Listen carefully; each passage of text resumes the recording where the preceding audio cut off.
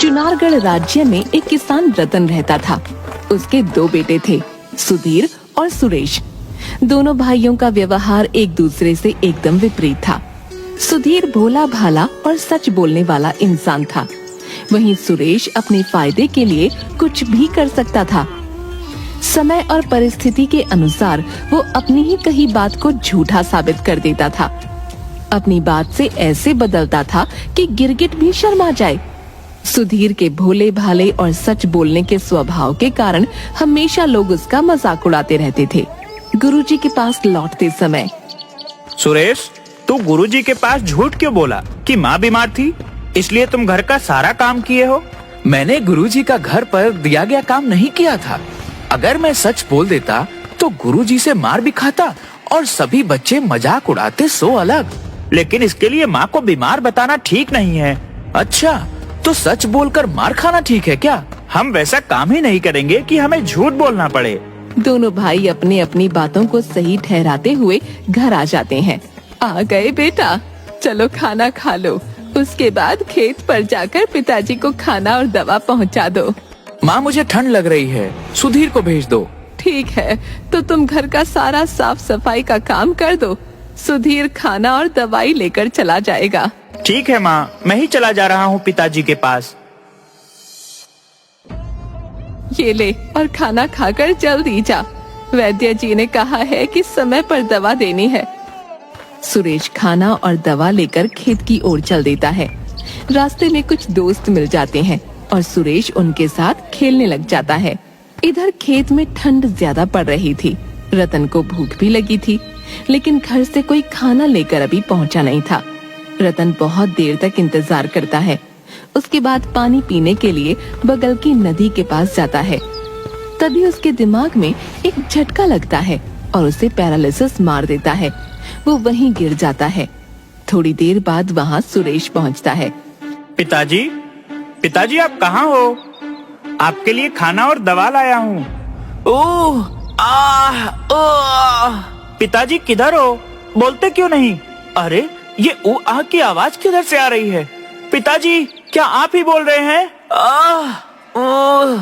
सुरेश दौड़कर रतन के पास पहुंचता है। अरे पिताजी, आपको क्या हो गया? आपका हाथ पैर कैसे मुड़ गए हैं? अरे कोई बचाओ! रामू काका, हरिया भैया, दौड़कर यहाँ आओ। देखो ना पिताजी को क्या हो गया। खेत पर काम कर रहे सभी लोग वहाँ दौड़कर पहुँचते हैं।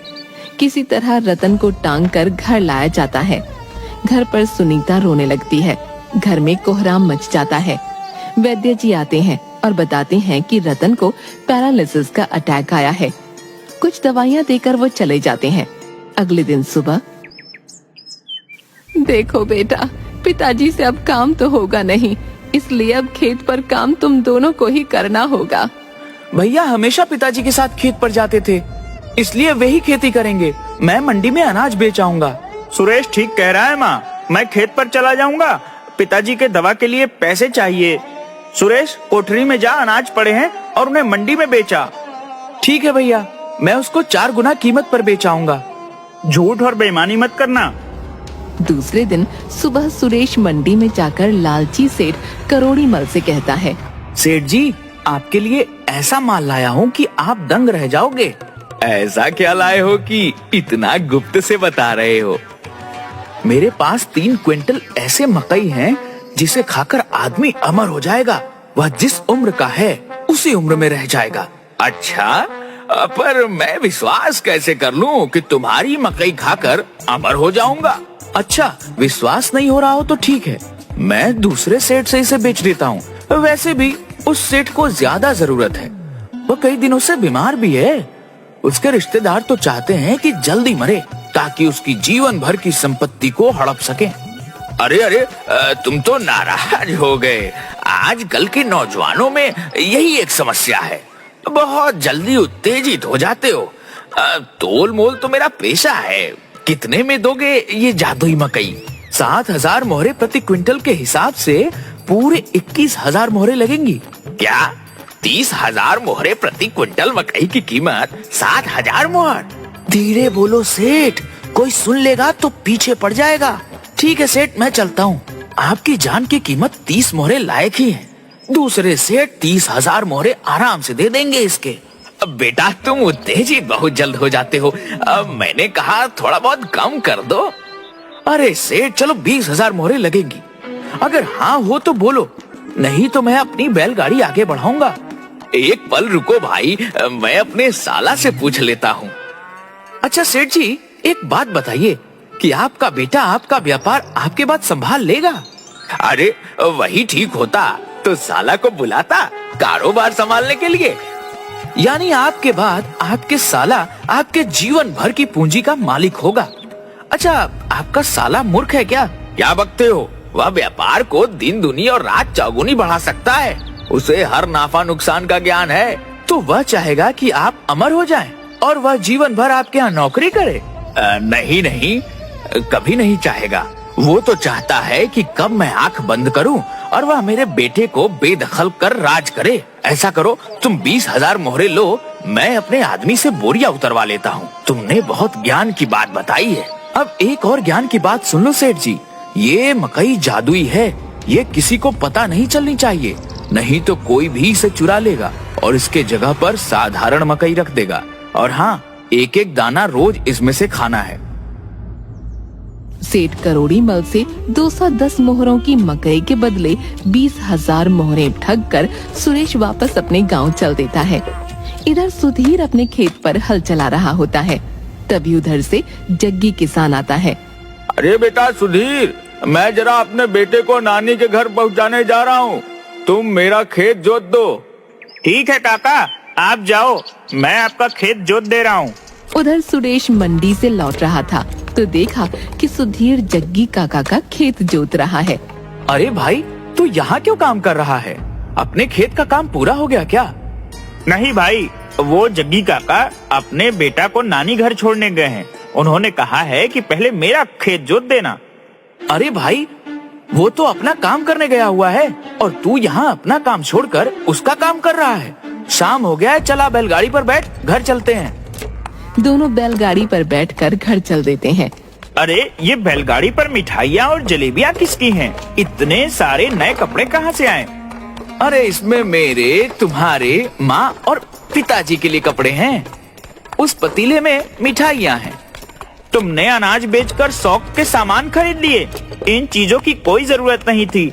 अभी हमारे लिए सबसे जरूरी पिताजी की दवाइयाँ और पौष्टिक खाने हैं। अरे भैया मैं दवा भी लाया हूँ। वैद्य जी के घर होते हुए आया हूँ। पूरे महीने का दवा लेकर आ रहा हूँ। 120 मोहरे वैद्य जी को देकर आ रहा हूँ। दोनों बातें करते हुए घर पहुंच जाते हैं। माँ सुनीता बाहर ही खड़ी दोनों का इंतजार कर रही थी। अरे सुरेश, तुम तो मंडी गए थे ना? फिर ये सुधीर कहाँ मिल गया तुम्हें? माँ मैं मंडी से लौट रहा था तो देखा कि भैया अपना खेत छोड़कर जग्गी काका के खेत जोत रहा था। फिर मैं इसे गाड़ी पर बिठा कर ले आया। क्यों सुधीर, अपना काम छोड़ दूसरे का काम क्यों कर रहा था? वो माँ, जग्गी काका अपने बेटे को उसके नानी घर छोड़ने गए हैं। उन्होंने कहा कि थोड़ा मेरा खेत जोत दो। अच्छा तो मना कर देते, बोल देते कि मुझे अपना काम है, मैं नहीं कर सकता आपका काम। ऐसे कैसे बोल देता? वह हमसे बड़े हैं, उन्हें हम इस तरह नहीं बोल सकते। माँ देखो, सुरेश अनाज बेचकर सारे पैसे का मिठाइयाँ और दवाई ले आया है। एक भी पैसा घर खर्च के लिए बचा कर नहीं लाया। ये पूरा सामान तो लगभग 500 मोहरों का लग रहा है। सुरेश सच सच बता, तूने ये पैसे कहाँ से लिए? कसम से माँ, मैं ये सारा सामान अनाज बेचकर ही लाया हूँ और यह 1500 मोहरे भी मेरे पास बचे हैं। सुरेश बताता है कि किस तरह लालची सेठ को उल्लू बनाकर वो 20,000 मोहरें ऐंठ कर लाया है। सुधीर सुरेश को समझाता है कि ये बहुत बुरी बात है, कल जाकर वो उसकी मोहरें वापस कराए। उधर राजा का रसोइया सेठ करोड़ी मल के यहाँ राशन लेने जाता है और मकई की वही बोरियों को गाड़ियों पर लादने को कहता है। महाराज जी, ये 3 बोरियां छोड़कर आप कोई भी मकई की बोरियां हमारे दुकान में से ले सकते हैं, पर मैं ये आपको नहीं दे सकता। अच्छा तो अच्छी गुणवत्ता वाली मकई अपने लिए और राज्य के मालिक राजा के लिए सामान्य मकई की बोरी। देखो सेठ, कान खोलकर सुन लो, राजन के लिए यही मकई जाएगा। चाहे जो कुछ हो जाए, मैं ये बोरियां नहीं दे सकता।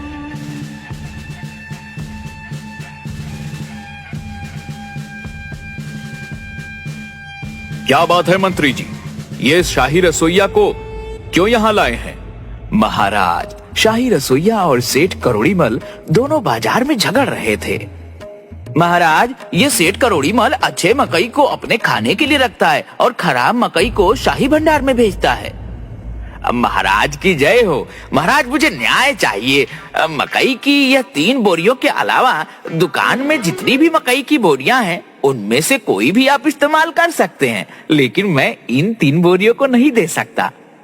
अच्छा, ऐसी क्या खास बात है इन 3 बोरी मकई में जो तुम हमें ये नहीं दे सकते? महाराज, ये जादुई मकई की बोरियां हैं। इसको सेवन करने से आदमी अमर हो जाता है। वह कभी बूढ़ा नहीं होगा, जिस अवस्था में है उसी अवस्था में रहेगा। इसे हमने एक किसान से 20,000 मोहरे देकर खरीदे हैं। महाराज, दुनिया में ऐसी कोई चीज नहीं है जो इंसान को अमर बना दे। यह सेठ झूठ बोलकर हमें बहला रहा है। 200 मोहर के मकई को 20,000 मोहर में कौन बुद्धू खरीदेगा? उस किसान को बुलाओ, दूध का दूध और पानी का पानी हो जाएगा। सैनिक सेठ करोड़ीमल के बताए हुए हुलिये पर सुरेश को पकड़कर राजा के पास पेश करते हैं। राजा के पास सुरेश सच सच बता देता है कि वो करोड़ीमल से पैसा ठगने के लिए ऐसा करके आया था। सुरेश, तुमने बेईमानी और चालाकी से सेठ का मोहरे हट लिया है।